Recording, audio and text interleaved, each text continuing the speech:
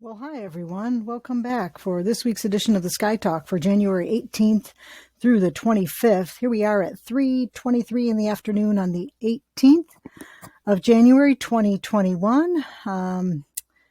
Maybe you've noticed that we had a waxing crescent moon this week. You could actually see it before it even gets all the way dark out. I'm going to fast forward time a little bit. If I look a little bit to the south, we can spot it. There it is. That beautiful waxing crescent moon about 5 days ago. It was right next to the sun. Every day as the moon moves in its orbit, it moves to the left in our sky as we look at it from here in Illinois. And it is getting a little bit bigger every night this week. So 4:04 is the time now. We've got sunset at about 4:51, getting a little bit later every day now. So it's not fully dark until well after 5 o'clock. I'm going to fast forward a little bit. Here we are at 5 p.m. And the sun is just disappearing. It disappeared beyond the trees before it disappeared beyond the horizon, but that's when it starts to get dark out. I need to pause right here because I want you to notice Mercury. We definitely have Mercury visible. Now, if I were to go back a little bit in time, if I were to lift the sky back up and to the left, we've got Saturn and Jupiter right here below the horizon. You know, they did that amazing conjunction on December 21st. But every day they move in their orbit and we move in our orbit. And they've been moving in their orbit kind of behind the sun ever since June. And it turns out that around the 23rd, like this week, Saturn is actually going to be behind the sun from our view. So Saturn and Jupiter are gone from our view for about 6 months or so. But Mercury is putting on a little show this week. Mercury is not very bright. It looks like a star.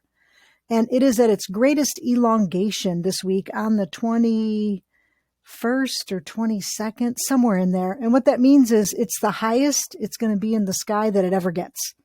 Mercury goes around the sun very close to the sun, so it's never very far from the sun in our sky. But here it is, 5:17, pretty much dark out. I can see other stars. And if you look low on the southwest, you can actually spot Mercury this week. By next week and the week after, it'll already be getting too close to the sun to see. So this week is the key if you want to see Mercury in the evening sky without binoculars. If you have binoculars, it helps, but you can spot it without binoculars in the evening sky. So even as late as 5:30, it's still above the horizon on the 18th. I could even zip forward a couple of days. So let's see how late we can go till it's touching that tree. If we go all the way to 5:30, I mean, Mercury is right there. But let's forward to Tuesday, the 19th. Yep, it's still climbing. Wednesday, the 20th. Thursday, the 21st. Friday, the 22nd. Saturday, the 23rd. Sunday, the 24th. Monday, the 25th. 26th, 27th, 28th. Notice that it's getting smaller and it's diving back down towards the sun. By January 31st, look at the difference. That will not be noticeable in the sky. But if we go back to today, the 18th, at that same time, you can see that it's much bigger and much brighter. So this is a great week for Mercury. And as it gets dark out on the 18th at this time, we'll see satellites as usual and some stars. Can you make out any constellations? The south-southwest isn't the greatest in the winter right when it gets dark out. That's probably the International Space Station that just zipped on by. 6 o'clock is a good observing time, so let's pause here at about 6 o'clock. If you're facing west-southwest above the moon, you're going to see Mars and Uranus. They're going to be right next to each other. Oh, that's the other cool planet thing this month. If I zoom in on them a little bit, just these two right here, they're really, really close. It's a conjunction of Mars and Uranus. Now, they're not quite as close as Saturn and Jupiter were, but they're going to be visible in the same field of view with binoculars. As a matter of fact, I have a sample of what it would look like through a pair of binoculars right here. If I were to look at through binoculars that night when the moon is right underneath the two of them, There's what Mars would look like, and that's what Uranus would look like. It just looks like a dot in the sky. Some people say they can tell a difference between a planet and a star when they look through a telescope or even with their naked eye. Some people can't tell a difference.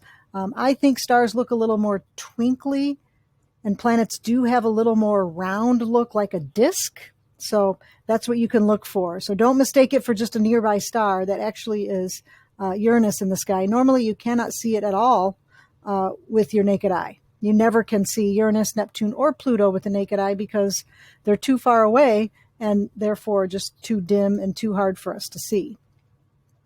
So let's get back to a good view of so I'm facing south now, and there's Mars and Uranus, and today's date is, get back, the 18th. If we fast forward to the 19th, Tuesday, Wednesday, look, Thursday, Wednesday and Thursday, the moon goes right underneath those two. That binocular picture was probably from the 20th or the 21st. So that'll be a neat thing to do. On the 20th, if it's clear, go outside and look at the stars. The moon will be right underneath two planets. And actually, if we keep fast forwarding time to the 21st and the 22nd, on the 23rd, the moon is actually in Taurus the Bull. So Taurus the Bull, if I go a little south-southeast-ish, it's really a letter V in the sky. Remember, I have my moon greatly enlarged.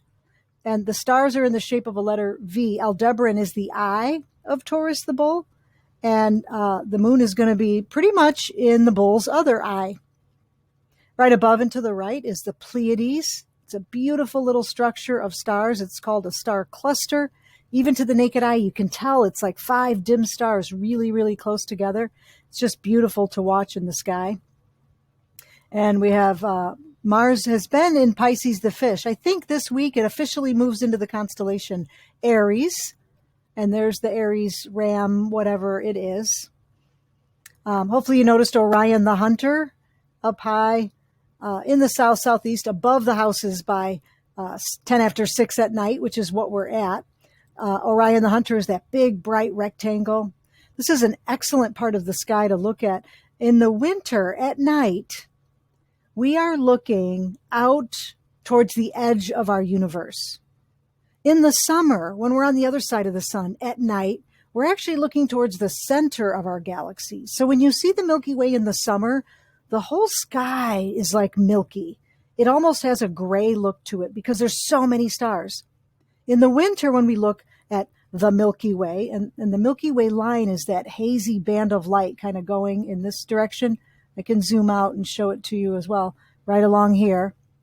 And there are less stars in the background, so the sky is actually blacker in the winter. Plus, there's some really nice, bright stars in that Sagittarius arm that we're aimed at.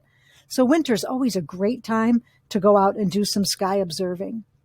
In the south-southeast, we've got Gemini the Twins, Orion the Hunter, Sirius, the brightest star in the sky, is just coming up at 6 o'clock. Super, super bright. Often looks very twinkly when it's this low in the sky because it's going through a lot of atmosphere. Here's the drawings if you like to see those. And if we go even later in the week, the 23rd is Saturday, 24th is Sunday. On the 25th, Monday and Tuesday, the moon is right inside of Gemini the Twins. The two matching stars are their heads. And it's almost like Gemini is holding on to the moon like it's a basketball. And we're getting very close to the new moon, or the full moon by that time of the week. So if I go back in time, here's the 25th, 24th, 23rd, 22nd. We go back to the Monday the 18th, that's how big the moon is. And it's going to grow to be a full moon rising at sunset by later in the week. 26th maybe, that's sort of my guess on that. And if we face towards the east, where everything's rising from, as the Earth spins towards that direction, everything rises in the east and sets in the west all night long. We can see the Big Dipper off to the northeast right here. The pointers are aiming us to the North Star. If we face north, we'll be able to see that a little easier. But I want to stick to the east a little bit because when we get to early morning, I want to show you that Venus is still in the east. Sorry about that. Venus is up in the east, but only a little bit before sunrise. For the last couple of months, it's been up super visible, like hours before sunrise. And now, by 7:08 a.m., and the sun rises at 7:13, you can barely see it any longer. We'd have to go back a little earlier, maybe 6:30 or so is about when it first becomes visible if you have a really good view. It's bright, but the sun is just about to come up by the time Venus comes up. And I think within a couple of weeks, Venus is going to be right next to the sun, and we won't see it for a while until it switches to the other side of the sun, which means we'll then be able to see it in our evening sky. So we have the moon going past planets and lots of good constellations this week.